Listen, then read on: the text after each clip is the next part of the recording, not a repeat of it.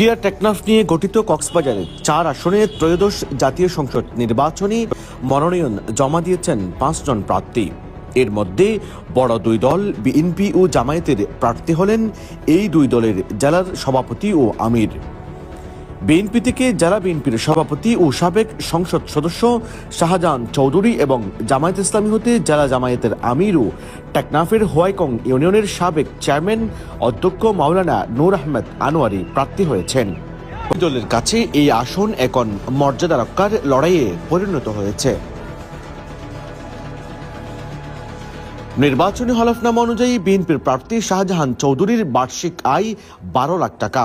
তার স্থাবর ও অস্থাবর সম্পদের মোট মূল্য প্রায় 11 কোটি টাকা।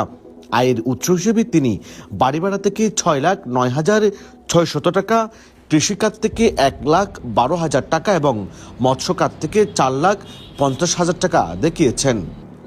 পৈতৃক সূত্রে জমিদার পরিবারের সন্তান হিসেবে পরিচিত সাবেক এই সংসদ সদস্যের স্থাবর সম্পদের মধ্যে রয়েছে 15 একর কৃষি জমি, 0.52 একর ও কৃষি জমি, সরকারের লিজ দেওয়া 20.66 একর জমি, একটি বাড়ি এবং ডেভেলপারের কাছ থেকে পাওয়া 2.5টি ফ্ল্যাট। এছাড়া তার নগদ অর্থ 1,15,000 টাকা এবং ব্যাংকে জমা আছে প্রায় 24,19,000 টাকা। অস্থাবর সম্পদের মধ্যে রয়েছে একটি শর্টগান, একটি রিভলভার, একটি প্রোটন জিপ গাড়ি ও 10 ভরি স্বর্ণ।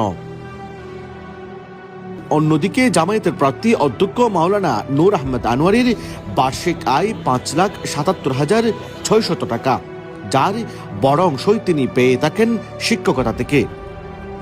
তিনি স্থাবর সম্পত্তি হিসেবে একটি বাড়ি ও 0.6 একর জমির কথা উল্লেখ করেছেন, যার আনুমানিক মূল্য 18,26,500 টাকা।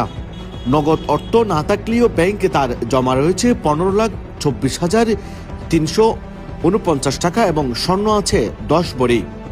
তার অস্থাবর সম্পদের মোট মূল্য দেখানো হয়েছে প্রায় 33,24,000 টাকা। শিক্ষাগত যোগ্যতায় শাহজাহান চৌধুরী স্নাতক এবং অধ্যক্ষ আনোয়ারি স্নাতকোত্তর ডিগ্রিধারী বলে হলফনামায় উল্লেখ করেছেন। এছাড়া এই আসনে ইসলামী আন্দোলন বাংলাদেশের প্রার্থী নুরুল হক, এনডিএম এর প্রার্থী আইনজীবী সাইফুদ্দিন খালেদ এবং এলডিএফ এর প্রার্থী আব্দুল্লাহ আল আরাফাত নির্বাচনে প্রতিদ্বন্দ্বিতা করবেন। সব মিলিয়ে কক্সবাজার 4 আসনে 5 জন প্রার্থী ভোটের মাঠে রয়েছেন।